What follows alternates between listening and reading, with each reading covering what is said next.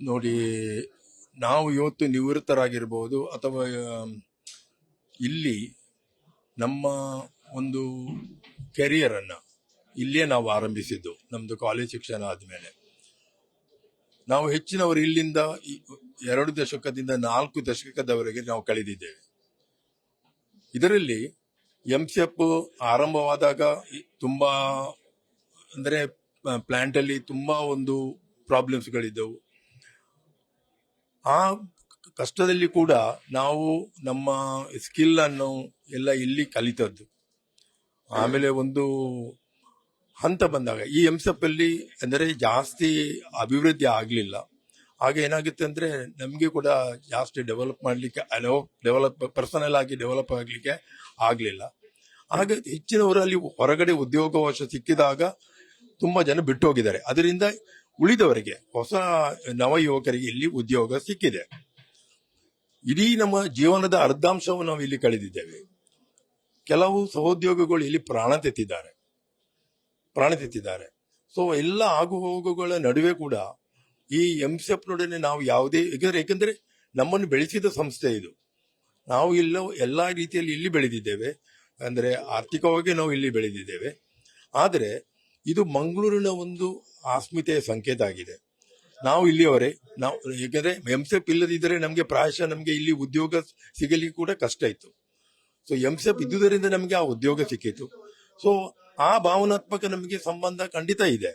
So ಈಗ ಆ ಹೆಸರು, ಯಾಕೆ ನಮಗೆ ಆ ಹೆಸರೊಟ್ಟಿಗೆ ಆ ಭಾವಾತ್ಮಕ ಸಂಬಂಧ ಇದೆ ಅಂದ್ರೆ, ಈ ಎಂಸೆಪ್ ಸ್ಥಾಪಿತವಾದ್ದು ಕೂಡ ಇಲ್ಲಿಯ ಅನೇಕ ಜನರ ತ್ಯಾಗ ಮನೋಭಾವದಿಂದ. ಜಾಗವಿರಲಿ, ಇಲ್ಲಿನ ನೀರನ್ನು ಹಂಚಿಕೊಳ್ಳುವುದಿರಲಿ, ಅಥವಾ ಇಲ್ಲಿ ಅವಘಡಗಳಾದಾಗ ಅಥವಾ ಇಲ್ಲಿಯ ಪರಿಸರದಿಂದ ಆಗುವ ಕೆಲವು ಇದರಿಂದ ಆಗುವ ಇಂಪ್ಯಾಕ್ಟ್ಸ್, ಅದನ್ನು ಕೂಡ ಇಲ್ಲಿಯ ಜನರು ಸಹಿಸಿಕೊಳ್ತಾರೆ.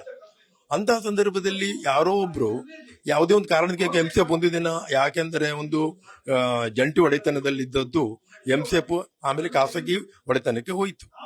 ಆದ್ರೆ ಆಗೊಂದು ಅಲಿಖಿತ ಒಂದು ಒಪ್ಪಂದವಿತ್ತು, ಅಂದ್ರೆ ಹೆಸರು ಬದಲಾಯಿಸಬಾರದು.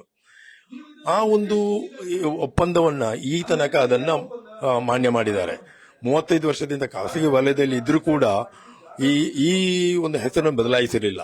ಈಗ ಯಾವುದೋ ಒಂದು ಆಡಳಿತಾತ್ಮಕ ಒಂದು ಕಾರಣಕ್ಕಾಗಿ ಈ ಅಡ್ವಾನ್ಸ್ ಗ್ರೂಪ್ನವರು ತಮ್ಮ 3 ಫರ್ಟಿಲೈಸರ್ ಯೂನಿಟ್ಗಳನ್ನ ಒಂದು ಮಾಡಿದ್ದಾರೆ, ಜಂಟಿ ಒಂದಾಗಿ ಮರ್ಜ್ ಮಾಡಿದ್ದಾರೆ. ಈಗ ಅದಕ್ಕಾಗಿ ಏನ್ ಮಾಡಿದ್ದಾರೆ ಅಂದ್ರೆ, ಪಾರಾದೀಪ್ ಫಾಸ್ಫೇಟ್ ಒಟ್ಟಿಗೆ ಉಳಿದ 2 ಇದನ್ನ ಮರ್ಜ್ ಮಾಡಿ ಇದರ ಅಸ್ತಿತ್ವವನ್ನೇ ಅವರು ತೆಗೆದುಬಿಟ್ಟಿದ್ದಾರೆ. ಈಗ ಏನಾಗಿದೆ ಅಂದ್ರೆ, ಈಗ ಮಂಗಳೂರಿನ ಹೆಸರು ತೆಗೆದು ಪಾರಾದೀಪ್ ಅಂತ ಹೆಸರು ಬಂದ ಕೂಡಲೇ ಮುಂದಿನ ಜನಾಂಗಕ್ಕೆ ಇಲ್ಲಿ ಒಂದು ಮಂಗಳೂರು ಕೆಮಿಕಲ್ಸ್ ಅಂಡ್ ಫರ್ಟಿಲೈಸರ್ ಎಂಬುದು ಇತ್ತು ಎಂಬ ಇದೇ ಮರೆತು ಹೋಗ್ತದೆ. ಇನ್ನು ನಾವು ಈಗ ಒಂದು ಸೋಷಿಯಲ್ ಮೀಡಿಯಾ ಇದರಲ್ಲಿ ನಾವು ಎಲ್ಲಿಯಾದರೂ ಸರ್ಚ್ ಎಂಜಿನ್ ಅಲ್ಲಿ ಹಾಕಿದ ಕೂಡ ಎಂಸೆಪ್ ಹಿಸ್ಟ್ರಿಗಳು ಇವಾಗ ನಾನು ಒಮ್ಮೆ ಹಾಕಿದೆ, ಆಗ ಇದನ್ನು ವಿಠಲ್ ಮಲ್ಯ ಸ್ಥಾಪಿಸಿದರು ಅಂತ ಬಂತು. ವಿಠಲ್ ಮಲ್ಯ ಸ್ಥಾಪಿಸಿದ್ದಲ್ಲ ಇದು. ವಿಠಲ್ ಮಲ್ಯ UB ಕಂಪನಿಗೆ ಹೋದದ್ದು 1991 ನಂತರ. ಹಾಗೆ ಇನ್ನೊಂದು ಕೆಲವು ವರ್ಷ ಹೋದ್ಮೇಲೆ ಜನರಿಗೆ ಇಲ್ಲಿಯ ರೈತರು, ಇಲ್ಲಿಯ ಲೋಕಲ್ ಜನರು, ಅದಕ್ಕೆ ನಾವು ಸ್ಟೇಕ್ ಹೋಲ್ಡರ್ಸ್ ಹೇಳ್ತೇವೆ. ಸ್ಟೇಕ್ ಹೋಲ್ಡರ್ಸ್ ಅಂದ್ರೆ ಕೇವಲ ಹಣಕಾಸು ಹಾಕಿದವರು ಮಾತ್ರ ಅಲ್ಲ. ಸ್ಟೇಕ್ ಹೋಲ್ಡರ್ಸ್ ಅಂದ್ರೆ ಎಲ್ಲ ರೀತಿಯ ತ್ಯಾಗ ಮಾಡಿದವರು, ಅದರ ಮುಂದಕ್ಕೆ ಅದರ ಎಂಪ್ಲಾಯೀಸ್, ನಾವು ಕೂಡ ಸ್ಟೇಕ್ ಹೋಲ್ಡರ್ಸ್, ಎಕ್ಸ್ ಎಂಪ್ಲಾಯೀಸ್, ಇಲ್ಲಿಯ ರೈತರು, ಇಲ್ಲಿಯ ಹೂಡಿಕೆದಾರರು, ಇಲ್ಲಿ ಜಾಗ ಕೊಟ್ಟವರು, ಅಥವಾ ಇದರ ಪರಿಸರದ ಮೇಲೆ ಆಗುವ ಇಂಪ್ಯಾಕ್ಟ್ ನಿಂದ ಅನುಭವಿಸುವರು, ಮತ್ತೆ ಲೋಕಲ್ ಸಪ್ಲೈಯರ್ಸ್ ಇರಬಹುದು, ಎಲ್ಲ ಸ್ಟೇಕ್ ಹೋಲ್ಡರ್ಸ್.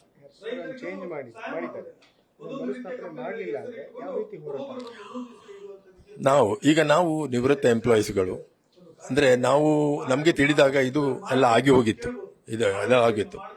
ಆದರೆ ಈಗಿನ ಪರಿಸ್ಥಿತಿಯಲ್ಲಿ ಈಗ ಈ ಮರ್ಜರ್ ಎಂಬ ಇದನ್ನ ರಿವರ್ಸ್ ಮಾಡಲಿಕ್ಕೆ ಸ್ವಲ್ಪ ಕಷ್ಟ, ಯಾಕಂದ್ರೆ ದೊಡ್ಡ ಪ್ರೋಸೆಸ್ ಅದು.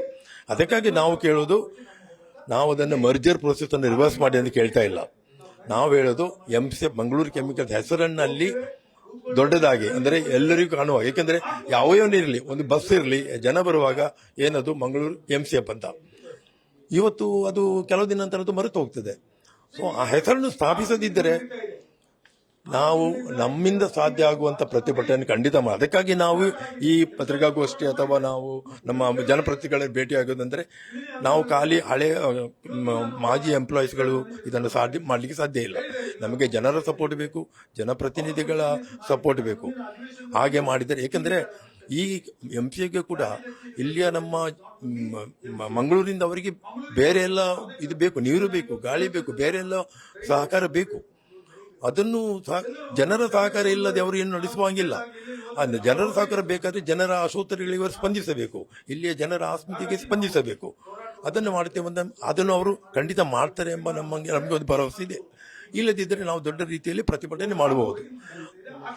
ನನ್ನ ಹೆಸರು ಮ್ಯಾಕ್ಸಿಮ್ ಆಲ್ಫ್ರೆಡ್ ಡಿಸೋಸ್ ಅಂತ.